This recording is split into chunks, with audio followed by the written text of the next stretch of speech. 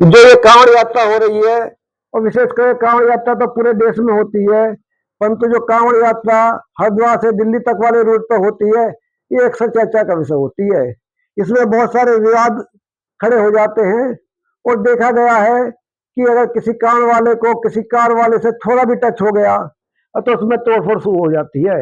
अगर कांवड़ लाने वाले व्यक्ति ने कहा कि तुम कार को इधर से नहीं इधर से घुमा लो, या दूर खड़ी करके रखो, या हॉर्न मत दो, अगर वो किसी भी तरह नाराज हो जाते हैं तो कार वालों के साथ मार पिटाई कर देते हैं, जिससे पूरी कांवड़ ले जाने वालों की बदनामी होती है और मीडिया में उसकी चर्चा हो जाती है।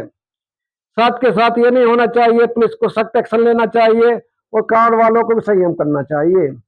साथ के साथ देखा गया है कि जो कांवड़ में जल लाते हैं, कोई 5 किलो जल लाता है, कोई 20 किलो लाता है, कोई 50 किलो, कोई 100 किलो, कोई 150 किलो, और यहाँ तक भी कांवड़ में देखा गया है 200-200 किलो तक जल लाया जाता है। साथ के साथ जो स्वास्थ्य के लिए बहुत नुकसानदायक है, साथ के साथ ऐसे लोगों को बहुत परेशानी होती है, और ये तो डॉक्टर सही ढंग से बता पाएंगे कि कितना कांवड़ में जल लाना चाहिए।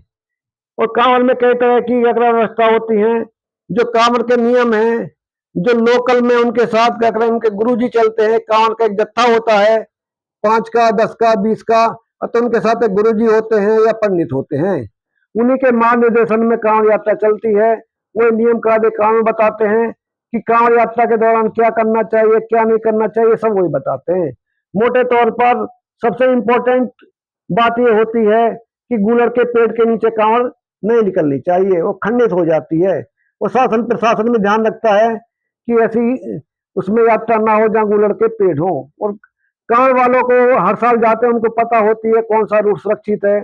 और कई चीजें हैं, जब कांवड़ खंडित हो जाती है तो गुरु जी बताते हैं क्या उपाय होने चाहिए। इसी प्रकार से जो धर्माचार्य हैं, उनको शासन के साथ मिलकर, प्रशासन के साथ मिलकर कांवड़ वालों के लिए कुछ आचार संहिता बनानी चाहिए, जिससे कांवड़ वालों का भला हो सके। साथ के साथ जो हमारी परंपरा है, जब कांवड़ खंडित होने के बाद उस कांवड़ को कांवड़ को या उस जल को गंगा नदी में प्रवाहित कर दिया जाता है, या किसी पवित्र नदी में उसको प्रवाहित कर दिया जाता है, और कांवड़ वाले वापस आ जाते हैं।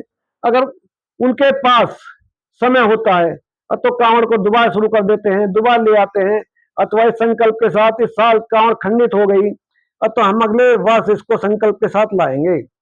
सगले धर्माचार्य मिलकर ऐसी कोई व्यवस्था बनानी चाहिए। अगर किसी की कांवड़ खंडित हो जाती है तो कुछ ओम नमः शिवाय आदि का जाप करने के बाद अपने साथी कांवड़ वाले से, जिसकी पवित्र कांवड़ है, उससे कुछ ऐसा सिस्टम होना चाहिए कि वहां दूसरी कांवड़ की व्यवस्था कर और उससे जल ग्रहण कर और आगे की कांवड़ यात्रा प्रारंभ हो सके। ना कि अगले वर्ष के लिए ये सारा कार्य धर्माचार्य द्वारा होना चाहिए, क्योंकि अगर कांवड़ खंडित हो जाती है तो उसमें बहुत रोष हो जाता है, साथियों में बहुत रोष हो जाता है, मारपीट हो जाती है, तोड़फोड़ हो जाती है, और इस चक्कर में चीजें बहुत ज्यादा ही काबू से बाहर चली जाती है।